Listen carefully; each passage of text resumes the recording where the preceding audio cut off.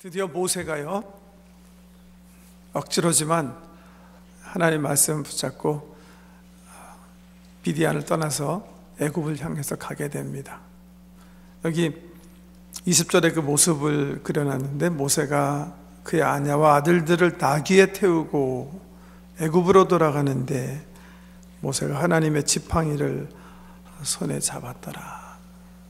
나귀를 타고 모세가 그의 아내와 아이들 데리고 미디안을 떠나는, 그리고 광야를 통해서 이집트로 향하는 모습입니다.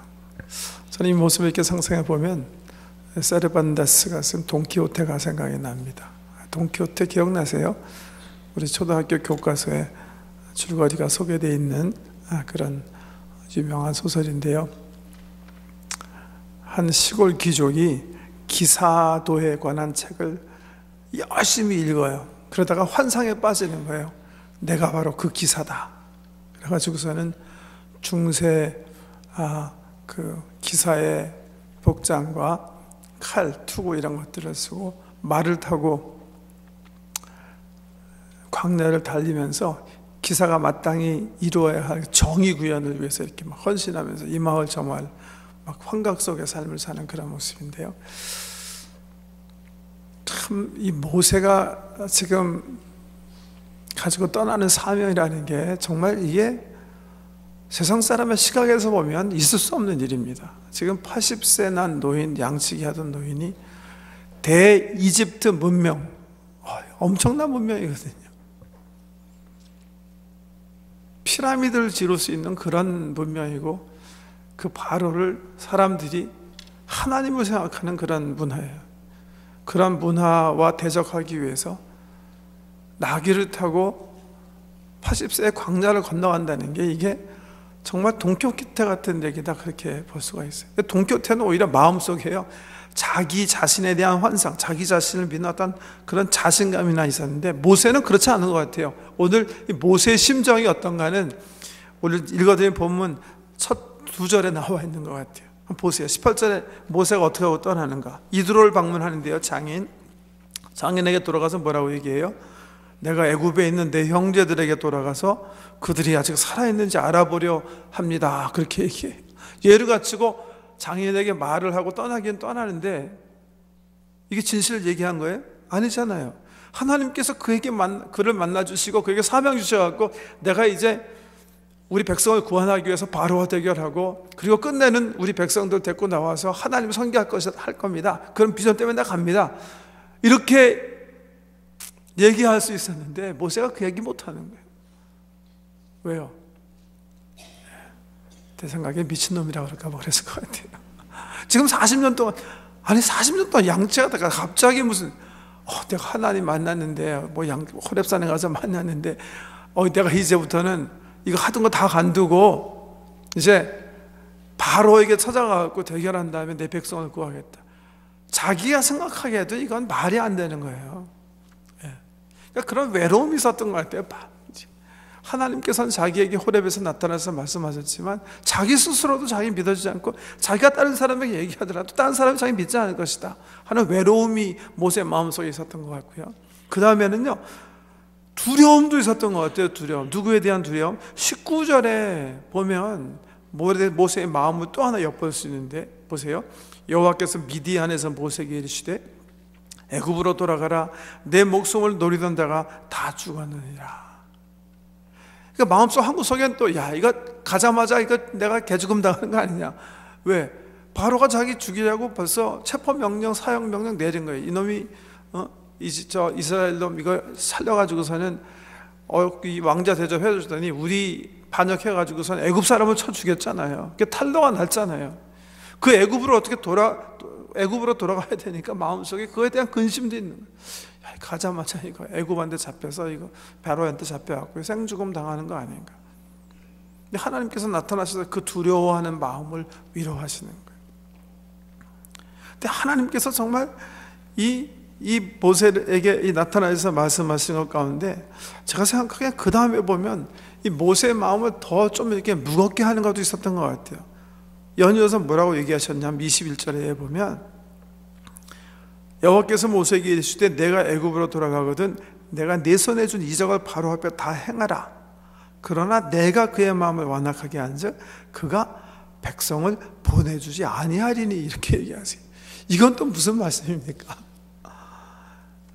모세한테 이러시는 거예요. 하나님께서, 모세야, 너는 내가 호렙산에서 보여준 거 알지? 그거 해라. 막대기 가지고 이적을 행해라. 그러면서 하나님 뭐라고 했어요? 나는 딴 거 하겠다. 뭘 하겠다는 거예요? 바로가 너를 믿지 않게 하겠다는 거예요. 정말 세상에 이렇게 답답한 노릇이 있습니까? 아니, 하나님께서 하라는 거 했으면 하나님께서 당장 바로의 마음을 새롭게 하셔가지고 바로로 하여금 모세가 한 말을 믿게 해주신다 그래도 갈까 말까 한 마음일 텐데 하나님께서 얘기해 주시는 거예요. 그러나 바로는 너를 믿지 않을 것이다. 왜냐하면 내가 바로 바로의 마음을 강팍하게 했기 때문에 내가 그렇게 할 거다. 그래서 이 모세가 담당하는 사역이 이게 쉽지 않은 사역임을 여기서 미리 이렇게 알려주세요. 그러면서 그렇게 될 경우를 대비해서 모세가 바로를 어떻게 협박해야 되는지 얘기해 주세요. 이렇게 협박하라고 얘기하세요. 그 다음 절인데요. 너는 바로에게 이르기를 여호와의 말씀에 이스라엘은 내 아들 내 장자라. 내가 네게 이르기를 내 아들을 보내주어 나를 섬기게 하라 하여도 내가 보내주기를 거절하니 내가 내 아들 내 장자를 죽이리라 하셨다 하라. 하나님께서 이스라엘을 맏아들로 생각하고 계신다. 맏아들로 삼고 계신다. 이 속에 참 정말 귀한 복음의 말씀이 많은 거예요. 그죠? 하나님과 우리의 관계를 우리 하나님께서 어떻게 해요? 부모와 자식의 관계로 그런 상징어를 사용해서 표현하고 계세요. 아버지와 어머니와 자식, 하나님과 우리의 관계. 자식이 고통당하면 부모의 가슴이 아프잖아요. 자식에게는 항상 자유와 기쁨과 평화를 주기 원하는 게 부모의 심정이잖아요.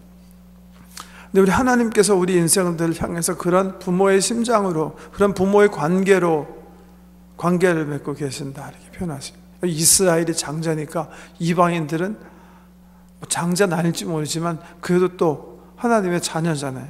그래서 이 속에서 복음의 말씀이 있는데요. 나중에 성경에 보면 여기 처음 하나님께서요 이스라엘 백성들을 향해서 어떤 자의 관계를 장자의 관계다, 부모와 장자의 관계다 표현하시기 때문에 이스라엘 백성들은 이 이후로 이 자기네가 장자된 것을 정말 큰 긍지를 가지고 선지자도 얘기하시고 시편 기자들도 얘기하시잖아요. 장자 이스라엘, 장자 이스라엘. 그런데 여기 우리 주님께서 그렇게 얘기하십니다. 가서 그 사람들에게 얘기해라.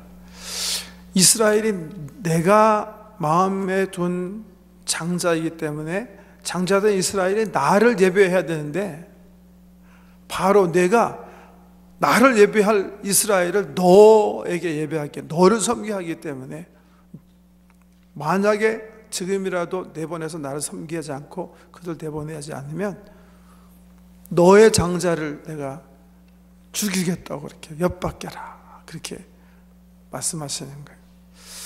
이런 말씀을 들으면서 모세가 찹찹한 심정을 가지고 길을 가는데 그 다음에 보면 좀 아까 읽으셨을 때 그러지 않으셨어요? 갑자기 이상한 사건이 탁 터지죠. 하나님께서 모세를 통해서 이스라엘 백성을 구원하러 보내시는데 갑자기 하나님이 나타나셔서 모세를 또 죽이려고 그러는 거예요. 네. 이런 모습 보면 갑자기 이렇게 돌아가게 되죠. 내가 무슨 중간에 읽다가 빼먹은 거 있나 돌아가고 다시 4장 1절부터 다시 보게 돼. 왜 갑자기 하나님께서 이러시나? 하나님께서 하라고 그러셨는데 모세가 안 하고 떠났기 때문에 이런가? 갑자기 그렇잖아요.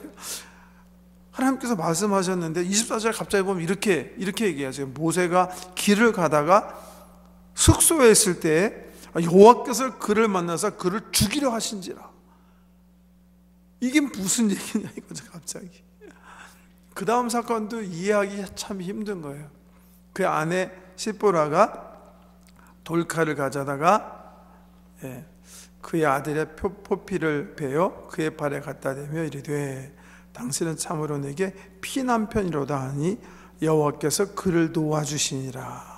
그때 십보라가 피난편이라 하면 할례 때문이었더라. 할례 받지 않았던 어떤 사람 때문에 문제가 뭐 터진 건 확실한 것 같아요. 그죠? 누가 할례 받지 않았을까요? 모세가 안 받았을까요? 애굽에서 자랐기 때문에, 애굽 왕자로 태어났기 때문에. 그게 아니었잖아요. 그죠? 태어났을 때는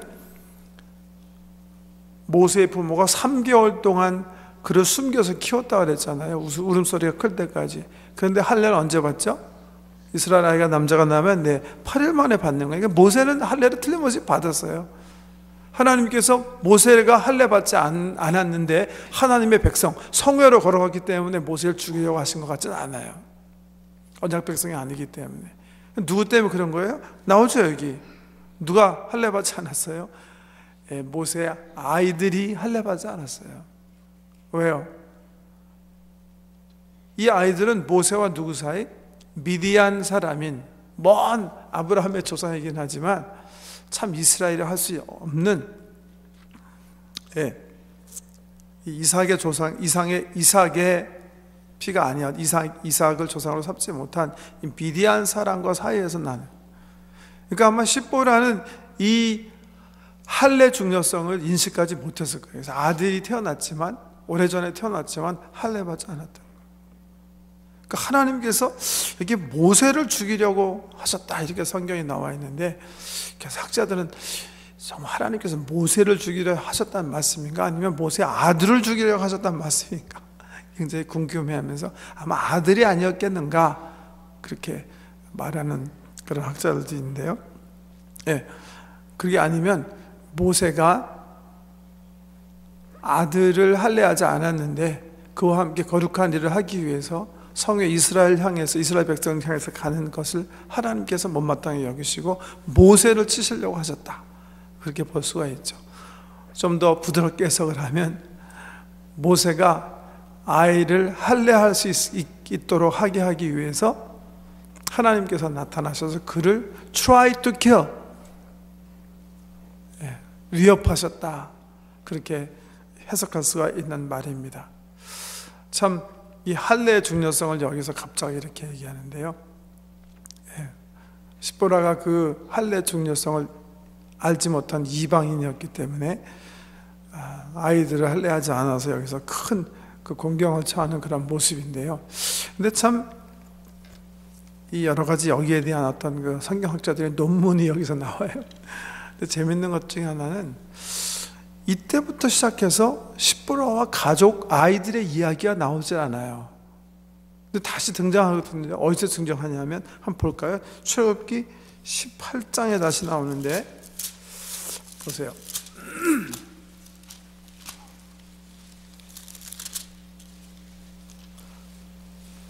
지금 이제 모세가 백성들을 이끌고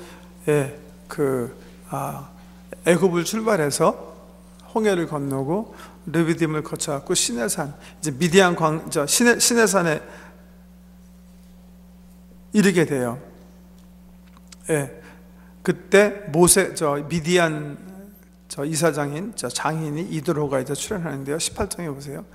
모세의 장인이며 미디안 제사장인 이드로가 하나님이 모세에게와 자기 백성 이스라엘에게 하신 일, 곧 여호와께서 이스라엘을 애굽에서 인도하여 내신 모든 일을 들으니라. 모세의 장인 이드로가 모세가 돌려보냈던 그의 아내 십보라와 그의 두 아들을 데리고 왔으니 그 하나의 이름은 게르솜이라. 이는 모세가 이르기를 내가 이방에서 나그네가 되었다 하며, 하나의 이름은 엘리에셀이라. 이는 내 아버지 하나님이 나를 도우사 바로의 칼에서 구원하셨다 함이더라. 모세의 장인 이드로가 모세의 아들들과 그의 아내와 더불어 광야에 들어와 모세에게 이르니 곧 모세가 하나님의 산에 진친 곳이라. 그가 모세에게 말을 전하되 내 장인 나 이드로가 내 아내와 그와 함께한 그의 두 아들과 더불어 내게 왔노라. 모세가 나가서 그의 장인을 맞아 절하고 그에게 입 맞추고 그들이 서로 문안하고 함께 장막에 들어가서 모세가 여호와께서 이스라엘을 위하여 바로와 애굽 사람에게 행하신 모든 일과 길에서 그들이 당한 모든 고난과 여호와께서 그들을 구원하신 일을 다 그 장인에게 말하며 이도로가 여호와께서 이스라엘에게 큰 은혜를 베푸사 애굽 사람의 손에서 구원하심을 기뻐하여 이도로가 이르되 여호와를 찬송하리로다. 너희를 애굽 사람의 손에서와 바로의 손에서 건져내시고 백성을 애굽 사람의 손 아래서 건지셨도다. 11절에 중요한 말이 하나 나오는 것 같은데요, 제 생각에는. 이제 내가 알았도다. 여호와는 모든 신보다 크심으로 이스라엘에게 교만하게 행하는 그들을 이기셨도다 하고 모세의 장인 이드로가 변제물과 희생제물을 하나님께 가져오매 아론과 이스라엘 모든 장로가 와서 모세의 장인과 함께 하나님 앞에서 떡을 먹으니라. 예, 이드로 얘기가 여기서 갑자기 출현하는데 두 가지 좀 살펴봐야 될 거는, 첫째는 뭐예요? 모세가 언젠가 아내 시브라와 그의 아이들을 다시 장인에게 돌려보냈다 이렇게 나오죠. 그러니까 실질적으로 애굽에 안 간 거예요, 이 가족들이. 예. 여기 있었어요. 다시 돌아갔어요. 그리고 여기 보면 이드로가 여호와 하나님을 충분히 인지하지 못한 사람이었던 것 같아요. 왜냐하면 고백하잖아요. 내가 이제는 여호와를 믿겠다. 내가 이제는 여호와를 알겠다. 내가 그 신이 얼마나 큰 하나님이시 이제는 알 것 같습니다. 그렇게 고백하는 거로 미뤄봐서 이드로는 여호와 하나님에 대한 그 신앙이 없었던 것 같아요. 그러니까 역시 아마 시브라와 그의 아이들도 하나님에 대한 신앙이 없었을 수 있었을 것 같은데요. 자, 우리 사장으로 돌아가면, 그래서 이 18장에 나온 이 기사를 이 4장 말씀하시는 이 말씀에 이렇게 좀 조망을 해보면 아마 이때 시브라와 가족들이 돌아간 것 같아요. 하나님께서 모세에게 나타나셔서요, 모세와 그 가족을 치시려고 하셨던 것 같아요.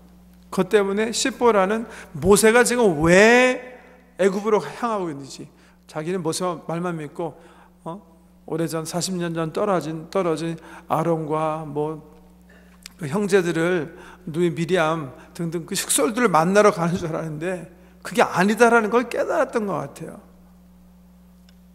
그래서 모세가 보냈던, 스스로 갔던 여기서 그 길을 포기하고 다시 돌아간 것 같아요. 근데 생각해보면요, 한 번도 우리 하나님께서 사실 모세에게 나타나셔가지고 모세야 가족들 데리고 애굽으로 가라 하신 말씀 하신 적 없어요.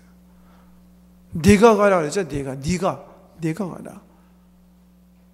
근데 모세가 어떤 생각이었는지 어떻게 생각하면 그렇지 않습니까, 여러분? 모세가 지금 하나님 말씀대로 자기 백성을 이끌고 다시 광야로 나와서 가나안으로 향할 일이면 자기 식솔들을 다 미디안에 놓고 가도 됐었을 것 같은데, 자유로 하나님께서 말씀하시지 않았는데 이 할례받지 않은, 아직 이스라엘 사람이라고 할 수 없는, 거룩한 백성이라고 할 수 없는 자기 식솔도 있고 가다가 여기서 이런 사건을 경험했다는 거죠. 그런가 하면 한편으로는 이 사건은요, 뭔가 앞에 벌어질 사건을 이렇게 foreshadowing, 암시해주는 그런 사건이기도 하다, 그렇게 볼 수가 있습니다. 왜? 여기 보면요, 바로 그 전절에 우리 하나님께서 뭐라고 하셨냐면, 내가 이스라엘 백성을 구원하기 위해서, 장자인 이스라엘 백성을 구원하기 위해서 바로 애굽의 장자들을 쳐야 될지도 모르겠다. 그러니까 피에 대한 구원을 얘기하시는 거거든요. 피를 통한 하나님의 구원. 이 사건이 언제 펼쳐지죠? 6월절에 이제 일어나는 거잖아요. 패스오버. 하나님께서 애굽의 장자를 치시는 거예요. 근데 이스라엘 백성들은 그 천사의 칼에 죽지 않아요. 왜? 자기 문설주에 그 하나님 천사가 애굽의 모든 집을 방문하기 전에 양을 잡아서 집 문 앞에 그 피를 쏟고, 양을 잡아서 피로 문설주에 바르고 나머지 피를 그 문에다 쏟잖아요. 그 피를 보고 넘어가는 게 6월절. 피를 보고 천사가 칼을 가지고 이스라엘 백성의 집에 들어가지 않는데, 피를 통한 성결, 피를 통한 성화, 그 사건을 암시해주고 있는 어떤 사건인 것 같아요. 거룩하지 못한 십보라의 아들, 하나님의 약속이 없었던, 피를 통해서 성결하게 되지 않았던 이방인이 하나님의 거룩한 사역에 참여하게 될 때 하나님께서 치시려고 하는 이 모습은 앞으로 펼쳐질 하나님의 구원의 역사를 말해주고 있다는 거죠. 근데 하나님께서 이렇게 모세와 함께 이렇게 동행하시면서 역사하시면서 달래시면서 데리고 하시는데 미디안 광야에서만 역사하셨던 게 아니었다는 것을 우리가 볼 수 있어요. 그 다음 절에 보니까 우리 하나님께서 애굽의 아론에게도 찾아가셨어요. 그래서 아론에게도 말씀하셨어요. 아론아, 모세가 이제 미디안을 떠나서 이쪽으로 돌아오고 있는데 너는 하나님의 산 호렙으로 가서 내 동생 모세를 맞아라. 하나님께서 하나님의 일을 이루시기 위해서 양쪽에서 막 다양하게 일하시는 모습을 볼 수가 있어요. 사도행전에도 보면 우리 하나님께서 이방의 선교의 문을 여시기 위해서 베드로에게 찾아가서 환상을 보여주시고, 또 한편으로는 누구에게? 고넬료에게 찾아가서 또 말씀을 통해서 요바에 있는 시몬 베드로를 청해서 네 집에 오게 해라. 양쪽으로 막 역사. 이미 모세가 올 것을 아시고 모세와 약속한 대로 하나님께서 이집트에 있는 형 아론에게 찾아가셔서 말씀하세요. 아론아, 내가 모세와 함께 해야 할 일이 있다. 그래서 아론이 모세를 시내산에서 만나요. 거기서 오면서 모세가 하나님께서 나타나셔서 그에게 한 모든 일을 일러줍니다. 그래서 함께 애굽에서 고생하고 있는 이스라엘 백성들 찾아가서 하나님께서 하라는 대로 하는 거예요. 근데 보세요, 어떻게 누가 무슨 말을 어떻게 하는지. 모세가 해요, 아론이 해요? 모세는 아무것도 안 해요. 모세는 말도 하지 않고 자기가 가져간 하나님의 지팡이 사용해서 이적을 행하지 않아요. 여기 보세요, 29절에 보니까 모세와 아론이 가서 이스라엘 자손의 모든 장로를 모으고 아론이 여호와께서 모세에게 이르신 모든 말씀을 전하고 그 백성 앞에서 이적을 행하니. 모세가 얘기해 준 거 다 아론이 듣고 아론이 그 말하고 모세 지팡이 가지고 아론이 이적을 행합니다. 근데 32절에 보면 참 정말 어떻게 보면 싱겁지만 너무나 신비한 사건이 기록이 되어 있어요. 이스라엘 백성이 어떻게 해요? 다 믿어요. 감사하면서 믿어요. 야, 우리가 이렇게 애굽 사람들 밑에서 고생하고 있는데 하나님께서 당신의 백성을 긍휼히 여기셔서 이런 귀한 사람들을 세워줬구나. 모세도 믿고 아론도 믿고 아론이 한 말을 믿고 아론이 한 말을 통해서 모세를 믿고 모세를 부르신 하나님께 감사하는 모습이 기록되어 있어요. 여러분, 지금 3장에서부터 3장에 보면 호렙산에서 하나님께서 모세에게 나타나셔서 말씀하시기 시작하는데 모세 마음속에 정말 나는 갈 수 없어. 이건 아니야, 이건 아니야. 그렇게 모세가 정말 가기 싫어하는 이유가 사실은 하나 있었어요. 본문의 말씀 읽어보면 사실은요, 모세는 바로에게 가는 걸 그렇게 크게 두려웠던 것 같지는 않아요. 한 번도 하나님께 아니 바로가 날 우습게 하면 어떡합니까? 바로가 얼마나 큽니까? 그런 말 한 적이 없어요. 3장에 보면 계속해서 모세의 불안함은 어디서 나오는지 아세요? 내 백성이 나를 믿지 않을 겁니다. 내가 가서 하나님이 나에게 나타나셨다 해도 그 사람 내가 내 말을 믿지 않을 거고, 내가 너희를 인도한 지도자로 내가 세우심을 받았다 해도 내 백성은 내 말을 믿지 않을 겁니다. 항상 자기 백성이 자기를 지도자로 하나님께서 현현하신 그 관계, 그 권위를 인정하지 않을 것이다 하는 불안감 때문에 사실은 모세는 가기 싫어했던 거예요. 근데 하나님 분명히 얘기하세요. 걱정하지 말아라. 내가 지팡이 이적을 통해서 너와 함께 하니까 그들은 너를 믿을 것이다. 그들은 너를 믿을 것이다. 근데 모세는 끝까지 믿겨지지 않는 거예요. 그러니까 거짓말하고 오는 거예요. 내가 우리 형제들 보러 가야 됩니다. 그리고 왔는데요, 그런데 정말 민수기서의 발락 선지자의 말 그대로 여호와는 인생이 아니시기 때문에 그 입에서 나간 말 반드시 열매를 맺고 돌아오게 되어 있는 거예요. 하나님은 인생이 아니시니 시건치 않으시고 인자가 아니하시니 후회가 없으시도다. 어찌 그 말씀하신 바를 행치 않으시며 하신 말씀을 실행치 아니하시랴. 하나님 말씀대로 그냥 딱 나타내는 거예요. 사람들에게 아론이 모세에게 하나님께서 하신 말씀, 나타나신 역사, 하라고 하신 것들을 행하자마자 모든 백성이 모세를 믿어주는 거예요. 그리고 모세에게 행하신 하나님의 영광을 찬양하는 거예요.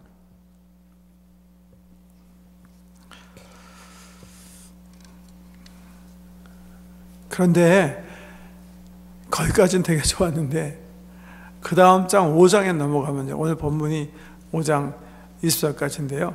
네, 읽지 않고 이제 제가 잠깐 설명드리고 이제 시간 돼서 마쳐야 되겠는데, 문제는 사실 모세가 이제부터 경험해야 되는 문제는요, 바로가 문제예요. 바로 때문에 반응하게 되는 이스라엘 백성들의 태도가 문제고요.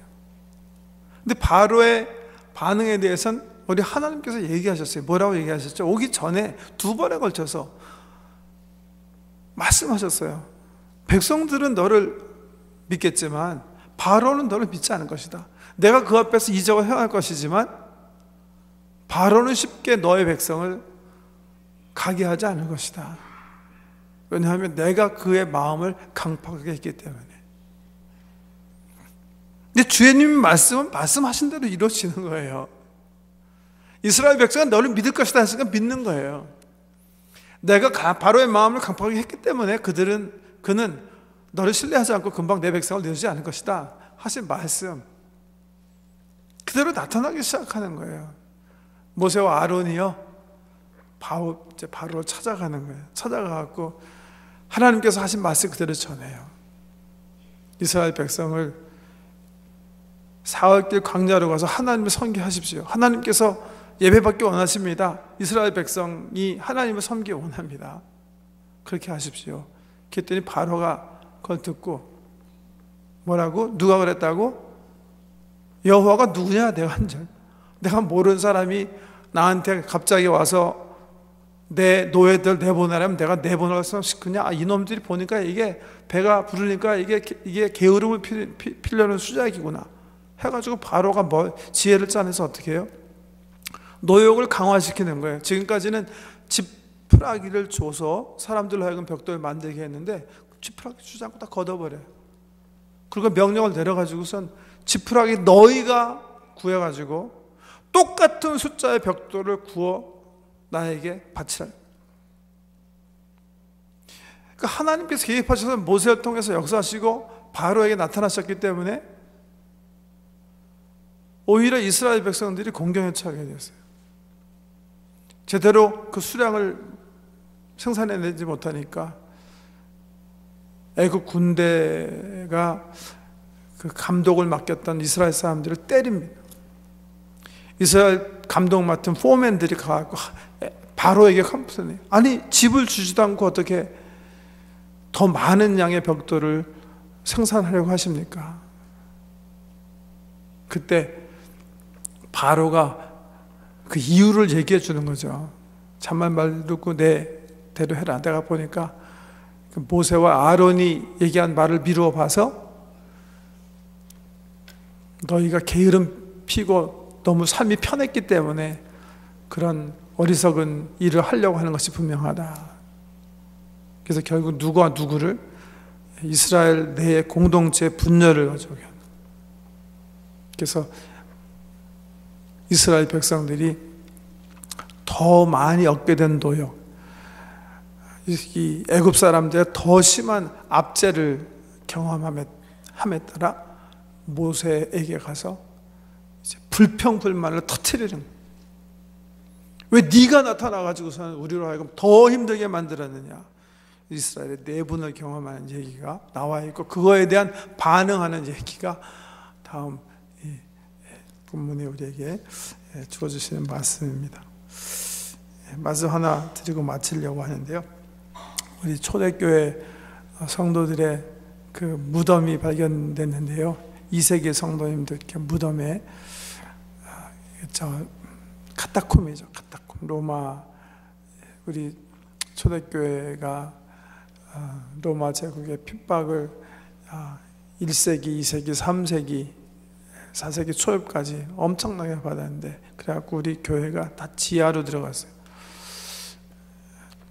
왜냐하면 그 이탈리아에 있는 그 토양이 이렇게 파고 들어갈 수 있는 그런, 그래서 미라처럼 이렇게 막 꼬불꼬불 이렇게 지하에만, 그 속에, 그래서 사람들, 이스라엘 사람, 이태리 사람들이 그 사람을 묻을 때 그 지하에 이렇게 묻는 그런 데인데, 우리 초대교회 공동체가 그 카타콤이라는 지하 묘지에서 예배를 드렸는데요. 그 묘지, 우리 2세기 성도님들의 그 묘지에 이름이 적혀 있는데, 이런 이름이 적혀 있어요. 티테오디오스 베드로, 티테오데오스 요한, 티테오데오스 토마스. 그러니까 자기네가 가지고 있었던 그런 그 별명, 그 이름 앞에 티테오데오스라는 말이 이렇게 써 있어요. 티테오데오스, 티테오디오스. 무슨 말인 것 같아요? 성 베드로, 성 요한 그런 것 같아요. 그거 아니에요. 티테오데오스라는 거는 헬라어의 그냥 형용사 같은 그런 말인데요. 결코 염려하지 않는 그런 사람. 결코 염려하지 않는. 결코 염려하지 않았던 베드로, 결코 염려하지 않았던 요한, 결코 염려하지 않았던 토마스.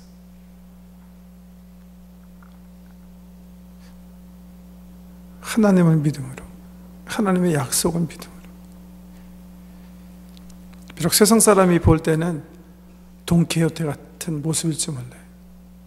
양치는 목자들이 들고 가는 그 막대기 하나 들고 거대한 애굽 제국과 싸우기 위해서 나귀를 타고 가는 그 모세의 모습이 세상 사람의 눈에는 정말 어리석은 돈키호테 같은 그런 모습일지 모르지만,